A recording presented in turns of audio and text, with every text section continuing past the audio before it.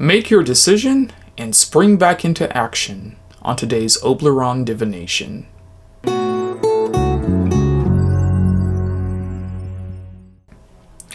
Greetings, everyone. I am Oblyron, Lord of the Underworld and consort to the most lovely Hecate.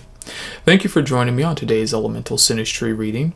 It is a divination technique which was gifted to me by the goddess upon our sacred marriage, and it involves the 5 elements, the tarot, and astrology. Now I start off with the element of spirit, which is represented by the bell, and I draw a tarot card to see what is first influencing that element. Now this is a timeless collective reading, so take what resonates and discard what doesn't. And if you do happen to resonate with today's message, feel free to leave a like, subscribe, or comment to let us know how you resonate with today's message. And if you're really into what I'm doing, you can also take a look at the Discord for the extended reading, or perhaps schedule your own private Elemental Synastry reading. Okay, so what is influencing the element of spirit, love? We have the inverted 2 of Swords. Yeah, we've been getting a lot of this energy recently. The inverted 2 of Swords. It's really a call of being sprung back into action. We've taken the time to reflect. We've taken the time to do the work on ourselves, and now we are being summoned by spirit into action to take this knowledge that we've learned, to take this new person that we've grown into, and to go out into the world and to really make a difference, not only for the world but for ourselves. So yeah, we've come to this point to where we can't wait any longer. Again, we've done the work. We can't wait any longer, and now's the time. It's not about stalling anymore. It's not about trying to convince ourselves that we're not ready. We're beyond that. Now it is like the starting gun went off. The race is off. That's what is being signified by this card, and that's pretty much what Spirit is trying to tell us. That it's time to spring back into action. I know even for myself, for the month of February and March, I didn't get as many uploads as I wanted to get in. And I just felt, I felt, kind of like at an impasse too, like with this card in the upright position. And I would say, especially as the astrology started to change, as more of the planets moved into Aries, now it's like, okay, it's time to get busy. So yeah, very, very poignant message that Spirit has for us today. Okay, let's see what the astrology die have to say to that. So the astrology die can represent advice or likely outcomes. All right, so what does that have to say? So we have the North Node in Pisces in the 11th house. Okay, very interesting. All right, let's move this along. And okay, so I roll once for the house, and I roll a second time for the decan. All right, we got a 6. So middle decan of Pisces. All right. Okay. So that middle decan of Pisces is about it's that nine of cups energy. It is when we are satisfied and fulfilled within ourselves. And that's what that North Node is pointing to.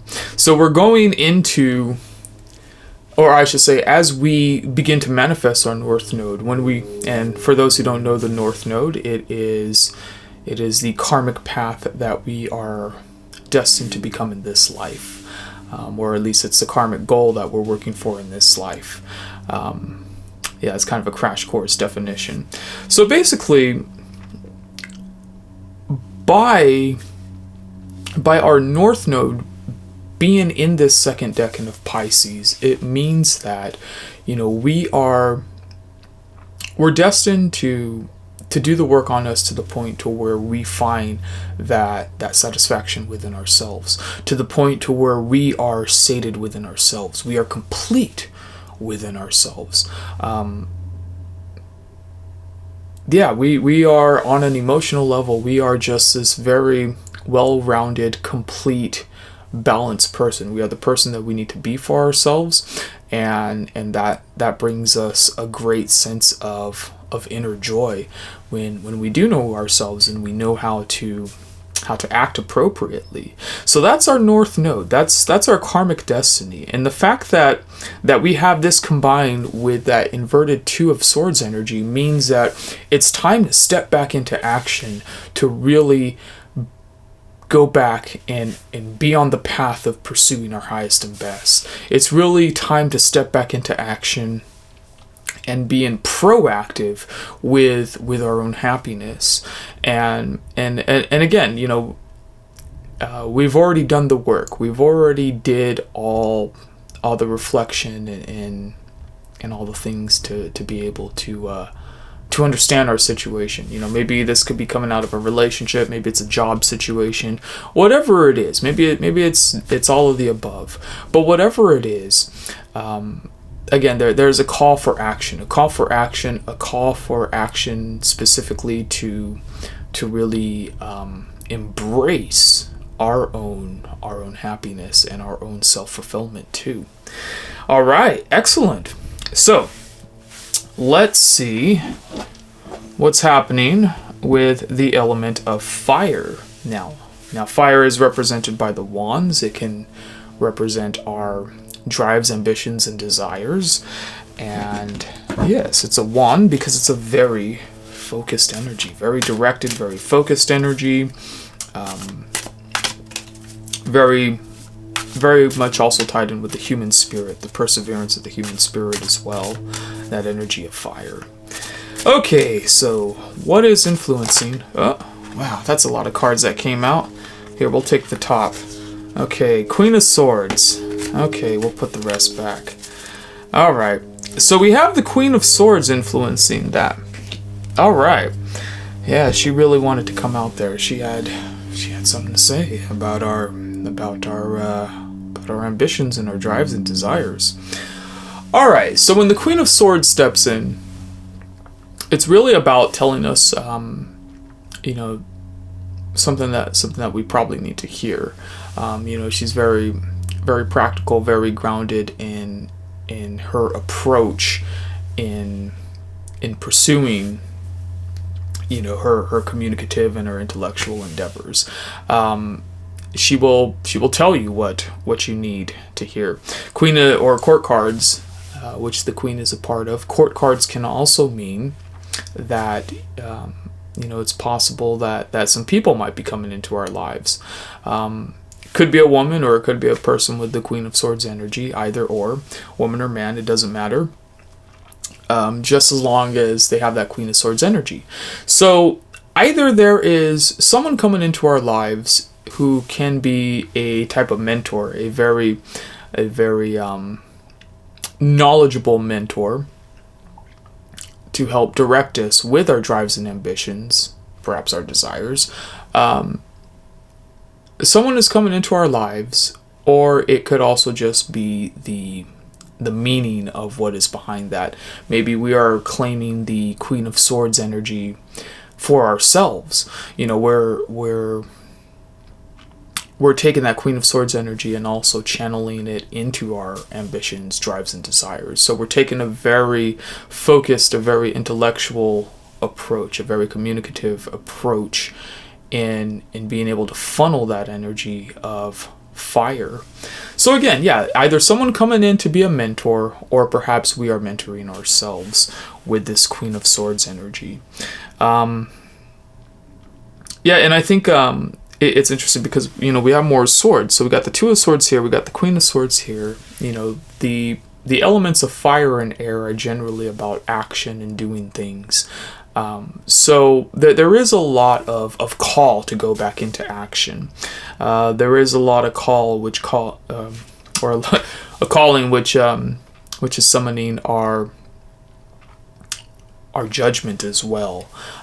So yeah, a lot of times in swords we need to also make some decisions and make some judgments in what to do as well. So perhaps being very honest with ourselves, really looking into what motivates us, looking into where to proceed from here. How do we spring back into action? Spirit is calling us back into action, but how do we necessarily do that? That's what that Queen of Swords is there to help guide us with. Yeah, okay, so let's see what the astrology die have to say to that. All right. So we have Uranus in Pisces, lots of Pisces here, in the 3rd house. Okay. Let's see, and let's re-roll again for the decan. Okay, so we have, wow, middle decan of Pisces again. Okay.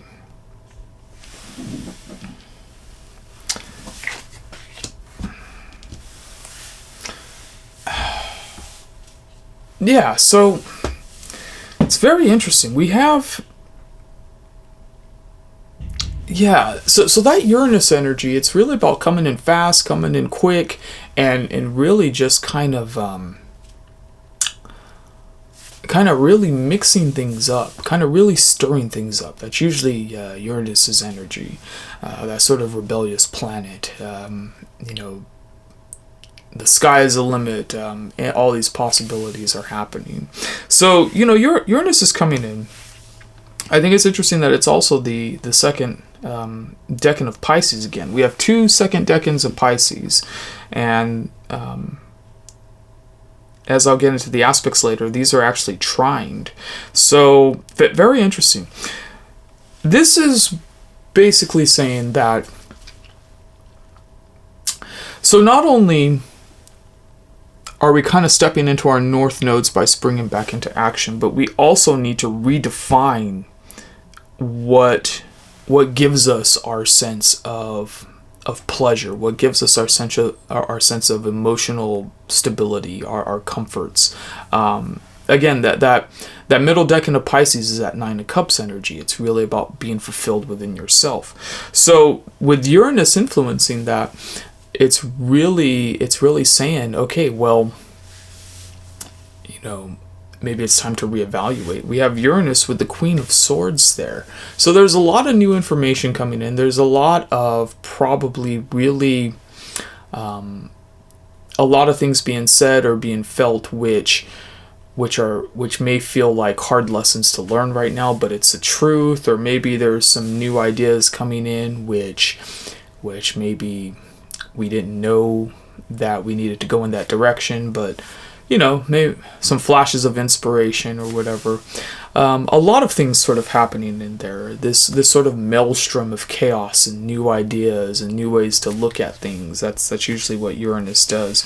Plus we have all this Gemini energy. We have this Piscean energy. Yeah, a lot of stuff. So there's a lot of new information coming in with our ambitions, drives, and desires. There's a lot of things affecting the element of fire. Where to go from here, how to evolve from here, and all that kind of stuff. Another thing too is that if you also happen to be a fire sign, that it could be affecting you a little bit more as well. That's another thing to take into consideration. Let's see. Yeah, and also with it being in that decan, or also with it being in Gemini, it definitely revolves around a lot of communication, a lot of getting back to contacts and all that kind of stuff. Oh, excuse me just for a moment. I'm about to run out of storage. Let me clean up my cameras and I'll be right back. Okay, so now we're back with plenty of memory and storage to be able to finish this video. Alright, so we have our our second decan in Pisces, the two second decan in Pisces, which are influencing these two elements. So that's a very strong connecting factor. You know, looking at that North Node and also looking at Uranus as being very influential in being able to spring back into action, as well as being able to determine our course of action with this Queen of Swords. Okay, so let's move on. I'm curious to see what the element of air has to say about this, especially since we have so many air elements in the rest of the reading. So speaking of the element of air, we have the sword, which represents air, represents our communication, our intellectual endeavors. A lot of times it represents the throat chakra as well. All right, so what is influencing the element of air, love? Okay. Okay, so we got the Four of Pentacles. Now, yeah, so this is an energy which is really about, you know, we've accumulated so much and we're kind of holding on to things. It's about really, it's really about holding on to our own. It's really about, you know, that sort of self-sufficiency and being able to even build our reservoir of material goods. You know, sometimes even in the inverted position, it can mean greed. But we have a lot of this energy which has been harnessed in the element of air, and it makes a lot of sense because, you know, we also have air influencing the other elements as well. So we know that intellectually, we know communicatively that we have this reservoir with which to act from. We know that we have a lot of knowledge built up. We know. And of course, you know, if we've been getting a message from Spirit, we also know we got to spring into action. So we know we have all this, and we know that probably, you know, deep in our hearts, we also know that it's probably time to share this knowledge. Deep in our hearts, we know it's also time to spring back into action. With this Queen of Swords, and, you know, again, and the Uranus energy, we may not know exactly how to apply ourselves because we're kind of going through this sort of reorganization period with our drives, ambitions, and desires. So we may be a little bit confused in how to apply ourselves. However, we do have a wealth of skill and information available to us. So yeah, that would actually make a lot of sense. And that would actually explain why the other two elements are behaving the way that they are behaving as well. Okay, so let's see what the astrology die have to say to that. Very curious. So we have Saturn in Capricorn in the 11th house. Okay. Yeah, I'm kind of not surprised about that. All right, let's re-roll for the decan. Okay, so we got a 1. So we're in that first decan of Capricorn. Okay, let me get this. Excuse me. Let me get this all situated. All right, so we're in that first decan of Capricorn. That's the Lord of Harmonious Change. That's that Two of Pentacles energy. I think it's really interesting. We have a lot of Saturnian energy here, and pretty much, yeah, it could actually be making the element of air a little bit impatient, because it's like, you know, Saturnian energy is really about taking things slow and making sure that everything is where they need to be, whereas the element of air, you know, it just wants to go. It wants to be more spontaneous. And it's interesting how it's weighed down by that Four of Pentacles energy, and then we have, you know, Saturn in Capricorn, and Capricorn is also ruled by Saturn in the first decan, the Two of Pentacles. So yeah, a lot of earth energy, which is really kind of keeping that earth or that air element in check.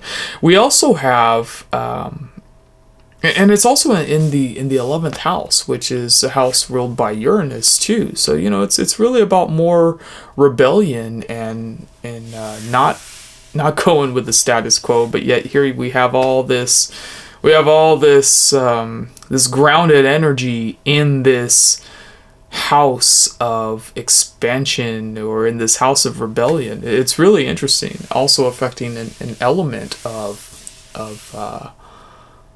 not necessarily chaos, but let's say an element of more spontaneity. So yeah, that's an interesting one. This feels like, okay, even though we have all of this energy stored up with our Four of Pentacles affecting the element of air, even though we have a lot to say, even though we have a lot to offer, Saturn in Capricorn, especially with that Two of Pentacles energy, influenced by the astrology die, that particular one is really about, still keeping the balance going, still keeping, maintaining everything within balance. So the advice here is really to sort of err on the side of caution. Don't overspeak, don't overdo, don't over explain or over offer things. Just, you have all this knowledge, but just only give it in morsels, give it in the time that it needs to be delivered. That seems to be what this is saying, and use a very structured and a very disciplined approach. Yeah, we have all this potential, we have all these things happening, but is it funneled? If it's not funneled, if it's not organized, we can easily just kind of go on these tangents with the element of air. So yeah, even though we have all this air energy, which is saying to kind of rebel, or spring into action with these other two elements, when it comes to the actual element of air, it's saying to take a little bit more of a conservative approach. So yeah, this seems to be more of an internal, maybe more of an internal battle. It's a battle which is not going to be something that we're going to be announcing to the world. This is something more that we have to figure out internally, and then when our fire element is kind of more organized and it has more of a direction, then that's when we start to spring more into action with the element of air. At least that's what I'm getting from that. So yeah, and also, so these two are in the 11th house, both the element of spirit and air. The 11th house, which generally has to deal with the community at large. It can also deal with technology and sort of online endeavors or relationships as well. So that's another thing to consider, a little side note to consider with both of those. Let's see. Yeah, let's move along. So the next element is the element of Earth, which is represented by the pentacle. It can represent our spiritual wealth, our material wealth, the ground we walk on. Yeah, pretty much all those types of things.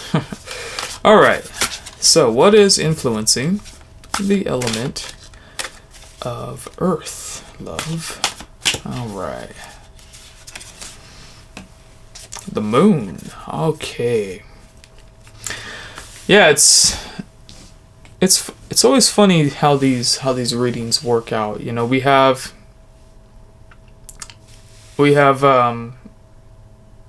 two second decan Pisces coming out in the astrology die, and of course Pisces is ruled by the moon, and then we have the moon coming up on the element of Earth. So yeah, I would say a lot of this, and this is also tied in with the element of fire, a lot of this is really asking us to look within. So it's not necessarily, so even though we are being called into action, it's sort of a reserved cautious action. We want to speak, but we don't want to speak too much. We don't want to reveal all of our hands. We want to change, but we also want to take the wise counsel. And here, we have something which we need to either reevaluate in our spiritual energies or maybe even in our financial energies, something that we need to look deep in within ourselves. There is something else happening here. That the moon is usually about revealing some type of hidden influence or some type of hidden emotion or something. So the thing which is, and this is sort of the energy that I'm getting from everything, the thing which is sort of kind of clogging everything up, which has allowed us to kind of accumulate all this pentacle energy here, and which has caused us to sort of have all these options and the options of fire, is the fact that we need to really look within ourselves and to sort a couple of things out on our fundamental levels, on our earth level. Like I said, maybe spiritually or maybe financially. Look deep within ourselves to find that purpose to be able to spring into action with the rest of everything. And then, we'll find this pentacle energy start to flow a little bit more.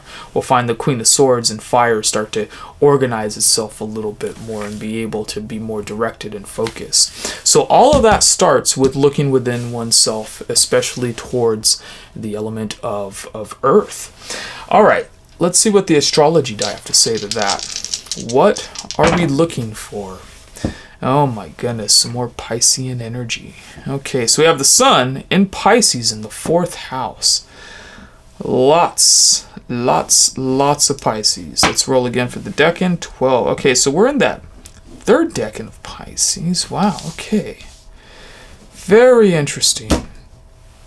Okay, so we have that 3rd decan of Pisces coming up for the element of earth, which is the Lord of perfected success. It's that 10 of Cups energy, and that's happiness. That is pretty much our deepest joys and happiness fulfilled. It's the family card. It's when we have that loving family. We have that perfected success. We found that relationship. We found, we had the kids, that kind of thing. That inner joy, completion of our joys. And I think it's interesting, we have 2 9 of Cups energies coming out here, and then we have a 10 of Cups. So there's definitely a lot of emotional fulfillment going on. This is sort of like the last hurdle before things really start to step into action.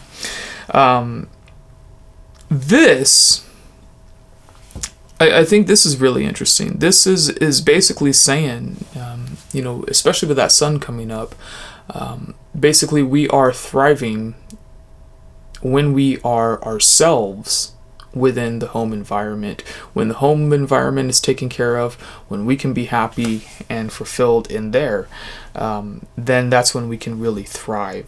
And I think that is also what this is saying with the moon. We could actually be in a point where maybe the home environment isn't exactly the best, and this is revealing to us, hey, to really kind of take things to that next level, get that home environment situated so that there is no conflict within the home environment. Get the home environment taken care of so that we can just go off and do everything else that we need to do. So this could be suggesting a little bit of conflict at home, a little bit of needing to address that. But overall, once that is addressed, once that is looked at internally, and it's dealt with, then it leads to that 10 of Cups energy. It leads to the Lord of perfected success, especially around a home life. This could this could represent a couple of different things. I mean, this could even represent possibly a new relationship coming up in the future or something like that. But yeah, there's definitely things that have to deal with our home and with our happiness that this is revealing. Another perspective is, this could be this could be saying that, you know, everything, well, like I said, with the other ones, we've already done the work.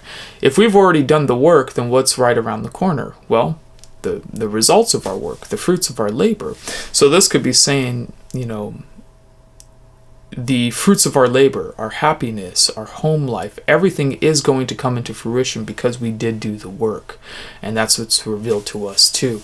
You know, sometimes it's kind of hard to listen to good news on the way, because, you know, sometimes maybe we've been used to being down and out or down on our luck for so long that, you know, when good news is actually coming our way, it's like, wait a minute, is that really happening to me? This seems to be also suggesting that too, as we look down deep within our soul and our psyche, that things are actually really good. Things are actually, you know, actually going towards our happiness. We are actually manifesting that. Excellent. All right. Let's see. Let's go to the last element, the element of water, which is represented by the cups. It can represent our intuition, our emotion. Yes, all those things of the watery nature. All right. So what is happening in the element of water? Okay. The Lovers. All right. Interesting. Yeah, a lot of Gemini energy, a lot of air energy in this reading. Air and water. Predominantly air and water, it seems like. All right. So, yeah, as I was saying, hey, there's a possible relationship coming in. So the Lovers could represent that sometimes. It can also represent a choice, if this, if that. It also represents Gemini in astrology. So our emotions are at a point to where we need to make a decision. Our emotions are at a point to where maybe we are having two paths put in front of us. Emotionally, we're sort of feeling that. We could go down one path or we could go down another. And maybe, yeah, that's also what I'm starting to get is, you know, for some of us, we haven't decided which path to go down. And that is also the reason why we've kind of been in this sort of stuck at this sort of impasse. That's also why we're being called into action. So Spirit is essentially telling us to make a choice on an emotional level. And once we make that choice on the emotional level, then everything else will fall into place. Once we make that choice, you know, the happiness will come. The clarity in where to direct our fire will come from. You know, the release of our communication and the release of our air will happen. And of course, we would be stepping into our North Node by answering the call of Spirit. All right, so what is that emotional choice? That's the question right now. All right, astrology die. What do you have to say about this choice? Okay. The moon in Scorpio in the 6th house. Okay, so let's move some of this out of the way. Okay, so we have the moon in Scorpio in the 6th house. All right. And let's re-roll for the decan. 9. Okay. All right. Okay, this is starting to make a lot of sense now. Okay, so we have the moon in the 3rd decan of Scorpio in the 6th house. So, yeah. Okay, so remember how I said how we need to make that choice? You know, we have these different paths to go down. Well, guess what? That 3rd decan Scorpio energy, that is that's that sort of daydream card. That is the 7 of Cups energy. That's when we have all these fantasies and daydreams and those types of things going on in our heads. And, you know, it could be kind of nebulous. It could be kind of like we have all these choices and we don't know exactly where to go. Yeah, that's the Lord of illusionary success. And yeah, that would make sense. So it also makes sense that we have a lot of this Pisces energy happening now too, especially with the moon there. So what's really going on here? And I'm seeing this with, like I said, with the Pisces, with the moon in the tarot card, and also the moon coming up in the astrology die, is that there's a lot of inner work still left to do. There's a lot of inner work. We have to search inside and ask ourselves on an emotional level what it is that we really want. We need to get away from daydreaming about what our path should be and get into the action of what our path should be. But the only way to really do that is to first decide, what do we want? Because if you don't know what you want and you're trying to spring into action, well, you're just kind of like this motorboat without a rudder. You're not really driving anywhere. You're just kind of spinning in circles and kind of going whichever way the current is taking you. So yeah, that decision on the emotional level, I would say also, we have that decision. Also, with it being in that 6th house, I'm getting the feeling that some of the more, let's say, perfectionistic attitudes of Virgo are coming out, especially with the fact that we have the Lord of Illusionary Success in that house. So basically what's happening is we want what's best for us so much that it is, it's that want, it's that perfectionistic nature, it's that want and drive of being perfect, which is causing us to not do anything in the first place. And I know I've been there, done that too. There was a long time where it's like I had all these half-recorded songs, or all these half-concocted ideas to do or to make videos of that I never really followed through on. And it took years to actually get into a point to where you get into a rhythm to really say, okay, I'm going to make these videos, I'm going to do this, I'm going to offer this up.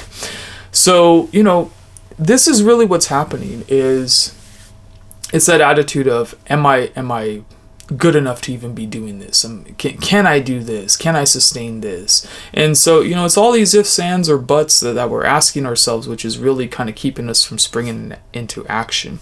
It's also the doubt of, if we're doubting ourselves, like let's say we want to do something really bad, but we're doubting ourselves on it. Well, then maybe we kind of shift our attention to something else, which we might do. Like if we're not good at sports, maybe we might do music. If we're not good at music, we might do, some other activity or whatever.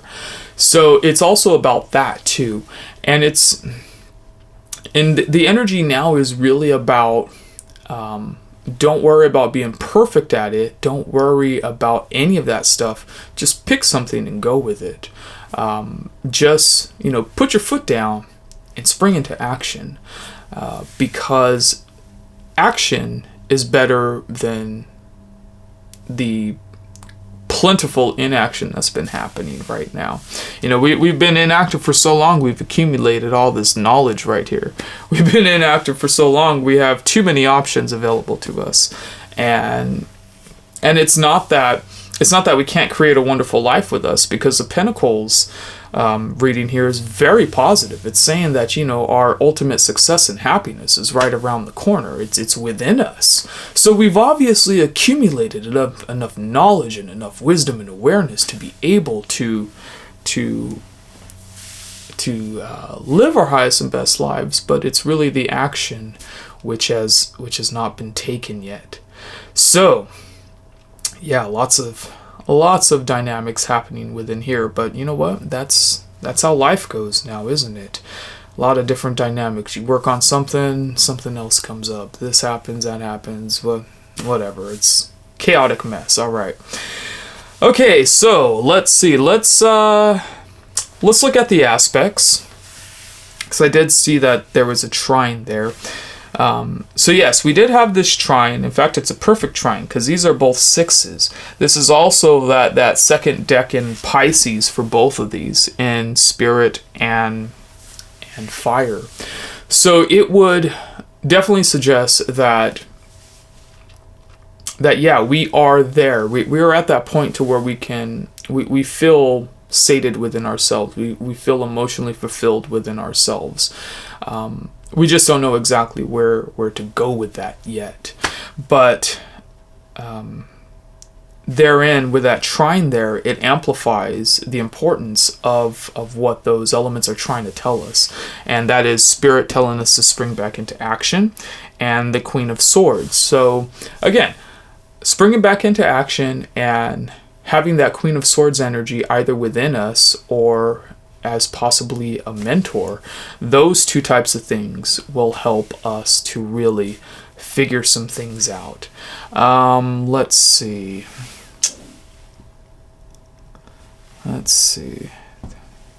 60, 90. Okay, looks like we also have a sextile form there. Oh, no. Almost. We almost had a sextile form there. Okay, close enough, but not quite. Let's see. Almost a conjunction there, not quite. Let's see what else we have. Do we have something with this? A square? No, we don't have a square for that. Nothing there, and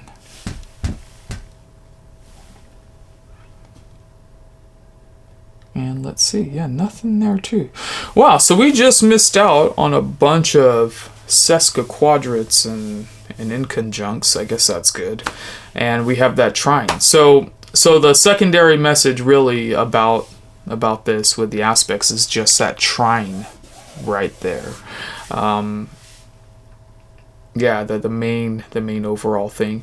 And again, I would say with looking at the emotional level, especially with all this lunar energy, really do a lot of reflection and really reestablish, well, where do you want to go with life, and understand that whatever decision you make, it will ultimately lead to that happiness. It will unclog all this extra energy and stuff. Let's see. Okay, so I think I'm going to take it to the extended from here. I'm going to be using some oracle decks and trying to get a little bit more clarification on some of these cards. If you're interested, head on over to my Discord. The link is in the description. I'll assign you a role so that you can view all the extended readings. And let's see what else.